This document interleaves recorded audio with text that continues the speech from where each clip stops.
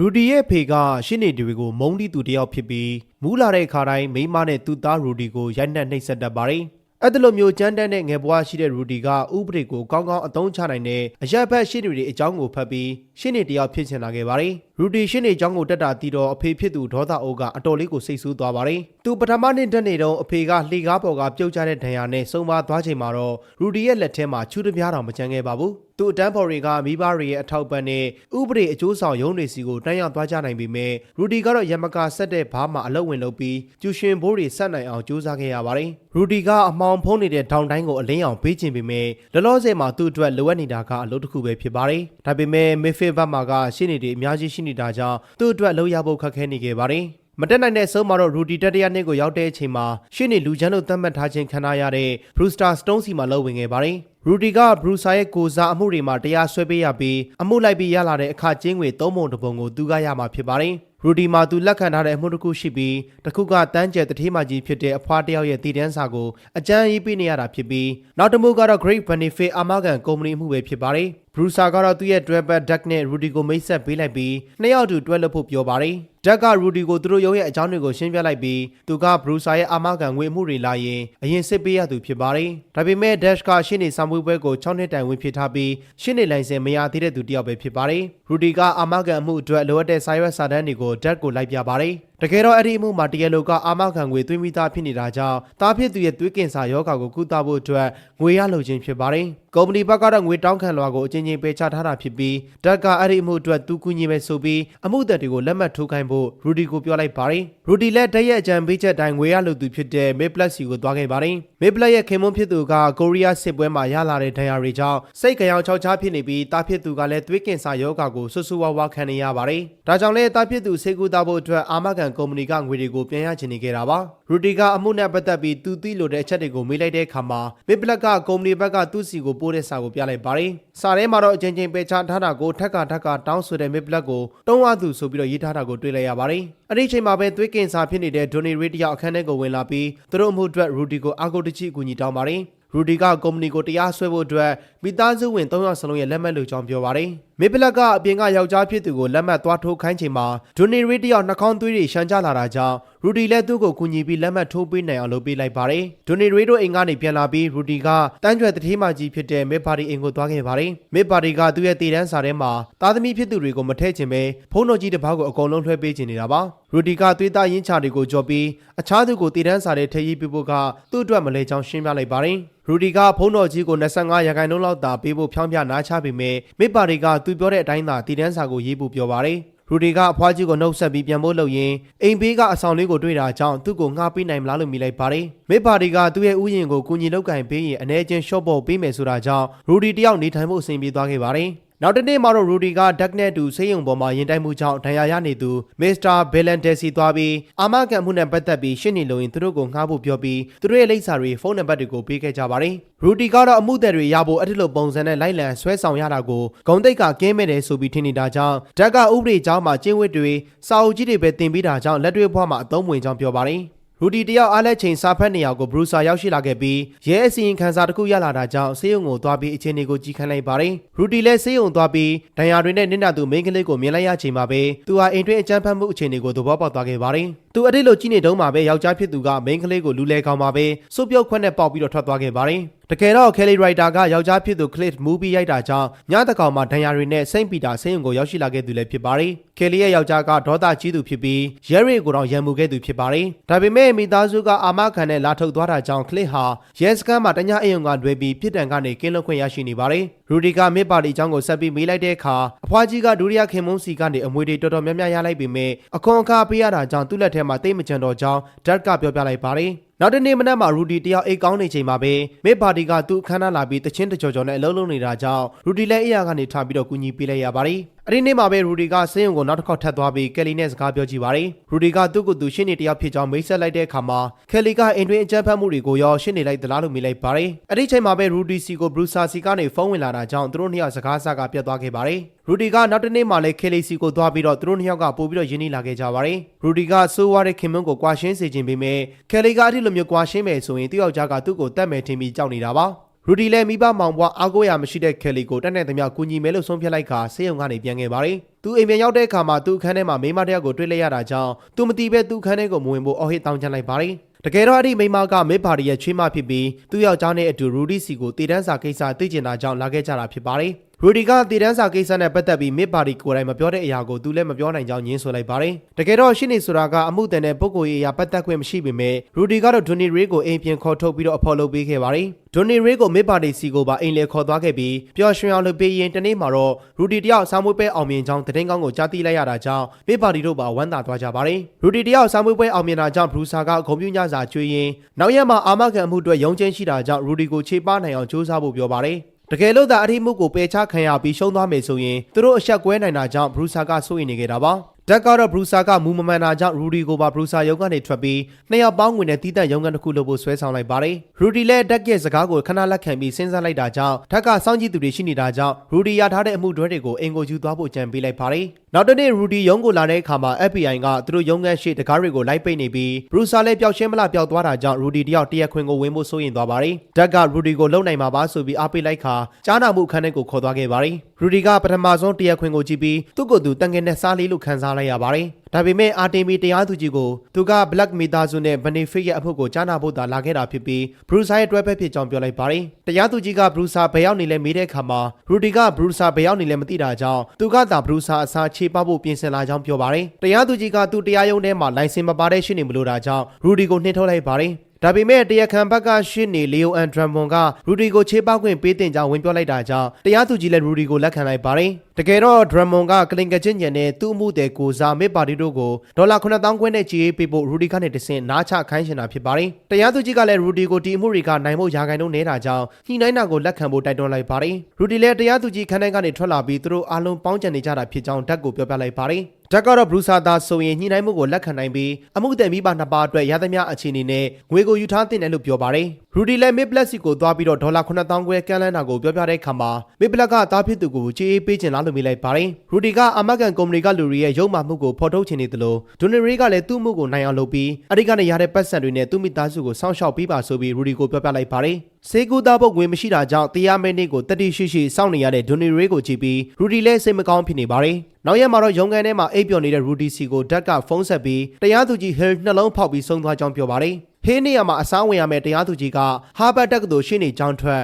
်လူမဲမျိုးသားတိုင်ရွန်ခရစ်လာဖြစ်ပါတယ်။အဲ့ဒီတရားသူကြီးကအာမခံကုမ္ပဏီရဲ့တင်းကျပ်ပုံတွေကိုမကြိုက်ဘဲတစ်ချိန်လုံးတရားစွဲနေသူဖြစ်တာကြောင့်ရူဒီတို့အတွက်ကံကောင်းသွားခဲ့ပါတယ်။နောက်တစ်နေ့မှာတရားသူကြီးတစ်ကရူဒီနဲ့တရားခံရှင်းနေတွေကိုခေါ်တွေ့ပါတယ်။တရားသူကြီးကရူဒီအပါဝင်တရားခံရှင်းနေဘက်ကလူတွေကိုပါခေါ်တွေ့ပြီးတပ်သစ်ထွက်ဆိုချက်ကြားနာဖို့နောက်တစ်ပတ်ကြာသပတေးနေ့ကိုချိန်ဆိုပေးလိုက်ပါတယ်။နောက်ရက်မှာတော့ရူဒီကဒက်နဲ့ဒွန်နီရီရဲ့အိမ်ကိုသွားပြီးတပ်သစ်ထွက်ဆိုချက်တွေကိုဗီဒီယိုမှတ်တမ်းယူဖို့လုပ်နေတဲ့ချိန်တရားသူကြီးပါရောက်လာခဲ့ပါတယ်။အဲ့ဒီနေ့မှာပဲ Great Benefit ဘက်ကရှင်းနေတွေပါရောက်ရှိလာခဲ့ပြီးဒွန်နီရီရဲ့ပြောဆိုချက်တွေကိုမှတ်တမ်းယူကြပါတယ်။ရူဒီကကယ်လီလှုပ်တဲ့ဆိုင်ကိုသွားတွေ့ပြီးသူတို့နှစ်ယောက်ရုပ်ရှင်ရုံမှာချင်းဆိုပြီးရုပ်ရှင်တူကြည့်ကြပါတယ်ကယ်လီကတိယောက်ကြားကကလေးယူခြင်းနေကြောင်းပြောပြတဲ့အခါရူဒီကအဲ့ဒီအကြောင်းကိုမပြောဖို့ပြောလိုက်တာကြောင့်ကယ်လီလည်းရုပ်ရှင်မပြီးခင်ထပြန်သွားခဲ့ပါတယ်။ကြားနာပွဲနေ့ကိုရောက်တဲ့အခါမှာပြန်ပဲရှိနေတွေကအတွေ့အကြုံများတာကြောင့်ရူဒီကစိုးရိမ်နေပြီးနင်းနာချင်းတာဝန်ခံဂျက်ကီလီမန်ဆက်နဲ့စတင်ကြောင်းတောင်းဆိုတဲ့အခါဂျက်ကီလီမန်ဆက်ကလှုပ်ထွက်သွားတာကြောင့်ကုမ္ပဏီမှာမရှိတော့ကြောင်းသိလိုက်ရပါတယ်။ရူဒီကနောက်တစ်ယောက်နာမည်ကိုတင်သွင်းတဲ့အခါမှာလည်းအဲ့ဒီလူကကုမ္ပဏီလူလျှော့တဲ့အထက်ကိုပါသွားကြောင်းသိလိုက်ရပါတယ်။အာမခံရော်ကြီးဌာနရဲ့ဥက္ကဋ္ဌ Everett Kim ကိုတောင်းဆိုတဲ့အခါမှာတော့မေးမြန်းခွင့်ရရှိသွားခဲ့ပါတယ်။အဲ့ဒီနေ့တက်တဲ့မေးမြန်းချက်မှာရူဒီကတစ်ဖက်တရားခံရှင်းနေတွေကတစ်ဖက်နဲ့တစ်ဖက်ကရှင်းနေတွေကအသာစီးရနေတယ်လို့ဖြစ်ပြီးရူဒီကိုအုပ်စုလိုက်ဖိနှိပ်တယ်လို့ဖြစ်နေခဲ့ပါတယ်။ဒွန်နီရီတယောက်ကတော့အသက်အမခံငွေရဖို့ကြိုးစားရင်းဝေဒနာရဲ့အနိုင်ယူမှုကိုခံနေရပါတယ်။ဆရာဝန်တွေလည်းပေါ်များတဲ့အခုလိုနီးပညာခေတ်ကြီးထဲမှာဒွန်နီရီတယောက်ကွယ်လွန်သွားမှာကိုထိုင်ကြည့်နေရတယ်လို့ဖြစ်နေတာကြောင့်လူ့အဖွဲ့အစည်းရဲ့အကြီးတန်းမှုကိုရူဒီကတော့စိတ်ပြတ်နေမိပါတယ်။ရူဒီကတစ်ဖက်မှုတွေကအုပ်စုတောင်းပြီးသူကတယောက်တည်းဖြစ်ပေမဲ့ဒွန်နီရီလူတွေအတွက်အဲ့ဒီလူတွေကိုလက်စားချေဖို့ဆုံးဖြတ်လိုက်ပါတယ်။အဲ့ဒီနေ့ညမှာကယ်လီကရူဒီစီကိုဖုန်းဆက်ပြီးသူမကိုလာခေါ်ဖို့ပြောပါတယ်။ရူဒီရောက်သွားတဲ့အခါမှာကယ်လီကဒဏ်ရာတွေရထားတာကြောင့်သူနဲ့တူခေါ်လာပြီးမစ်ပါတီကိုအကူအညီတောင်းကအဲ့ဒီအိမ်မှာနေစေလိုက်ပါတယ်။ရူဒီလည်းကယ်လီရဲ့ယောက်ျားကကယ်လီကိုမတက်ရမချင်းစိတ်မလျှော့ဘူးဆိုတော့ကိုသဘောပေါက်တာကြောင့်ကယ်လီကိုကယ်နိုင်ဖို့အတွက်ဘာမဆိုလုပ်ဖို့ဆုံးဖြတ်လိုက်ပါတယ်။အဲ့ဒီအတော်တွင်းမှာပဲဒွန်နီရီတယောက်ဆုံးမသွားတာကြောင့်ဇာပနာကိုသွားပြီးမိဘတွေကိုနှစ်သိမ့်ပေးရင်မတရားတဲ့ဆက်သိမ်းအတွက်ရူဒီကတော့စိတ်မကောင်းဖြစ်လို့နေပါတယ်။နောက်တနေ့မှာရူဒီတယောက်သူတို့ရုံးခန်းကိုလာတဲ့အခါတက်ကရုံးခန်းထဲမှာအတန်ဖန်းဆက်တက်ထားပြီ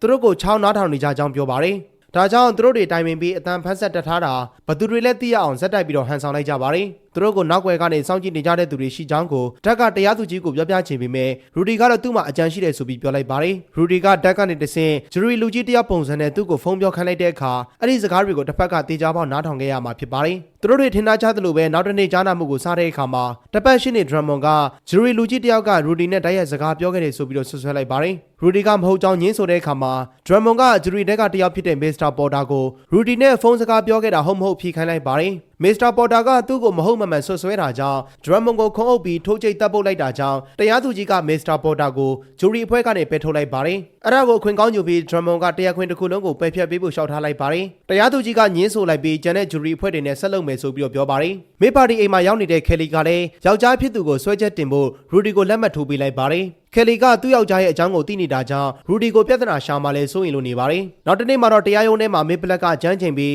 းအမှုအတွက်ထွက်ဆိုဖို့စဉ်းသင့်ဖြစ်နေပါတယ်ရူဒီကမေပလက်ကိုမေးခွန်းတွေမေးတဲ့အခါမှာနမိတ်ပြမေးခွန်းတွေဆိုပြီးတော့တပတ်ရှင်တွေကကန့်ကွက်တာကြောင့်တရားသူကြီးကလက်ခံခဲ့ပါတယ်ရူဒီလည်းသူ့ရဲ့မေးခွန်းတွေကိုအကြိမ်ကြိမ်ကန့်ကွက်ခံရတာကြောင့်ဆစ်လို့ရှားနေပြီးမေပလက်အနားကိုသွားဖို့တရားသူကြီးကိုခွင့်တောင်းပါတယ်မေပလက်ကအာမခံကုမ္ပဏီကသူမကိုပေးခဲ့တဲ့စာကိုဖတ်ပြပြီးတဲ့အခါမျက်ရည်တွေကျလို့နေပါတယ်ဒရမွန်လက်ကိုရောက်တော့မေပလက်ကိုဘာကြောင့်ဒေါ်လာ10 သန်းနဲ့တရားစွဲခဲ့တာလဲဆိုပြီးတော့မေးလိုက်တဲ့အခါမှာမေပလက်ကအဲ့ဒီသူတွေကသူမသားကိုတတ်ခဲ့တာကြောင့်ဆိုပြီးတော့ပြောလိုက်ပါတယ်ဒရမွန်ကအဲ့ဒီငွေတွေကိုရရင်ဘာလို့မှလဲလို့မေးလိုက်တဲ့အခါမှာမေပလက်ကသွေးကင်စာအဖွဲ့အစည်းတစ်ခုကိုတပြားမှတ်ချက်လှူလိုက်မယ်ဆိုပြီးတော့ဖြေလိုက်ပါတယ်ဒရမွန်ကရိုးတွင်းချင်းစီအစားထိုးကူတာမှုဟာသွေးကင်စာယောဂအတွက်အလုံးမဖြစ်ကြောင်းဆရာဝန်တွေရဲ့ဆေးလက်မှတ်တွေကိုပြပြီးမေပလက်ကိုကြောင်ပိတ်မေးခွန်းတွေမေးနေတာကြောင့်ရူဒီကကန့်ကွက်လိုက်ပါတယ်ဒရမွန်ကဘလောက်ပဲတိုးတက်တဲ့ကူတာမှုတွေရှိနေပါစေဒနီရီရဲ့ယောဂကအသက်ရှင်နေရေးမရှိတာကအမှန်တရားဆိုပြီးပြောလိုက်တာကြောင့်မေပလက်ကသူအဲ့ဒါတွေကိုနားမလည်ပဲအကောင်းဆုံးကူတာပေးခြင်းနဲ့ဆန္ဒသာရှိကြောင်းဖြေကြားလိုက်ပါတယ်အရင်ညမှာခဲလီကကလစ်အိမ်မှာမရှိတဲ့ချိန်မှာသူမပစ္စည်းတွေယူဖို့ရူဒီနဲ့အတူအိမ်ကိုခဏပြန်သွားခဲ့ပါတယ်ဒါပေမဲ့ကံမကောင်းစွာပဲသူတို့တွေအိမ်ထဲမှာရှိနေတဲ့ချိန်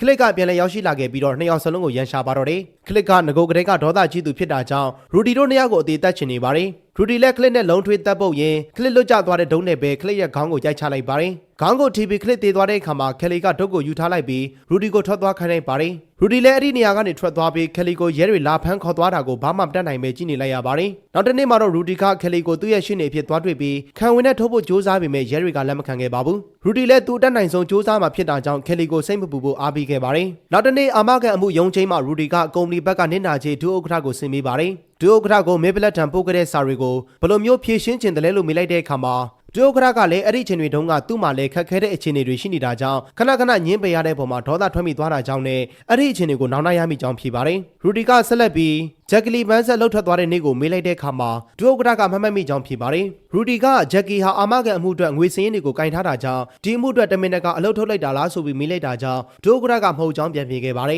ကြားနာမှုခဏနားတဲ့အချိန်မှာဓက်ကရူဒီကိုဂျက်ကီလီမန်ဆက်နဲ့တွေ့ဆုံမလုပ်ပေးပါတယ်ဂျက်ကီလီမန်ဆက်ကသူတို့ကုမ္ပဏီရဲ့အာမခံကိစ္စနဲ့ပတ်သက်တဲ့အတွင်းရေးတွေကိုရူဒီတို့ကိုပြောပြလိုက်ပါတယ်ကြားနာပွဲပြန်စားတဲ့အခါမှာရူဒီကဂျက်ကီလီမန်ဆက်ကိုတက်သေးဖြစ်တင်သွင်းမှုခေါ်လိုက်တာကြောင့် Great Benefit ဘက်ကရှင်းနေတွေကမျက်လုံးပြူသွားကြပါတယ်ရူဒီကဂျက်ကီလီမန်ဆက်ကိုမေးမြန်းတဲ့အခါမှာသူမကအလုပ်ထုတ်ခံခဲ့ရတာဖြစ်ပြီးအဲ့ဒီလိုဖြစ်အောင်လုပ်ခဲ့တဲ့သူကဂျက်ဖြစ်ကြောင်းလက်ညှိုးထိုးပြလိုက်ပါတယ်သူတို့တွေကနှုတ်ပိတ်ခါအဖြစ်ကုမ္ပဏီကပေးတဲ့ဒေါ်လာ1000ကိုယူပြီးကိုယ့်ဟာကိုယ်ထွက်သွားဖို့အကြက်ခံခဲ့တာဖြစ်ပါတယ်ငွေတွေကိုလက်ခံပြီးတဲ့အခါမှာမေပလက်တို့မှုဖိုင်အပြင်ကုမ္ပဏီကဖိုင်တွေအကြောင်းဘယ်သူမှမပြောပါဘူးဆိုတဲ့ကတိကိုလည်းပေးခဲ့ရပါတယ်ဂျက်ကီလီမန်ဆက်ကအာမခံငွေတွေကိုပြန်ပေးတင်ကြောင်းထင်ပေမဲ့ကုမ္ပဏီဘက်ကတော့ငွေသွင်းထားတဲ့သူတွေဟာရှင်းနေတွေနဲ့တွေ့နိုင်မှာမဟုတ်ဘူးဆိုပြီးထင်နေကြောင်းပြောပါတယ်ဒရမွန်ဘက်ကပြန်လည်မေးခွန်းတွေကိုမေးလာတဲ့အခါမှာတော့ Great Benefit ကုမ္ပဏီကိုမကျေနပ်တာကြောင့်တရားရုံးထဲကိုလာခဲ့တာလားဆိုပြီးဂုံတိတ်ကကင်းမဲ့တဲ့မေးခွန်းတွေကိုဆက်ပြီးမေးနေတာကြောင့်ရူဒီကကန့်ကွက်လိုက်ပါတယ်ဒရမွန်ကဇွဲမလျှော့ပဲဆက်ပြီးမေးနေတာကြောင့်ဂျက်ကီလီမန်ဆက်ကအလုံးမှုဆောင်တွေနဲ့အတူအိမ်ပေးရင်လာစာရောယာဒူရောတိုးပေးပြီးအဲ့ဒီအခြေအနေတွေကိုရပ်တန့်လိုက်ရင်ယာဒူလျှော့ခံရမှာဖြစ်တဲ့အကြောင်းပြောပြပါတယ်ဂျက်ကီလီမန်ဆက်ကလိန်ညာထွက်ဆိုနေကြောင်းဒရမွန်ကဆွဆွဲပြီး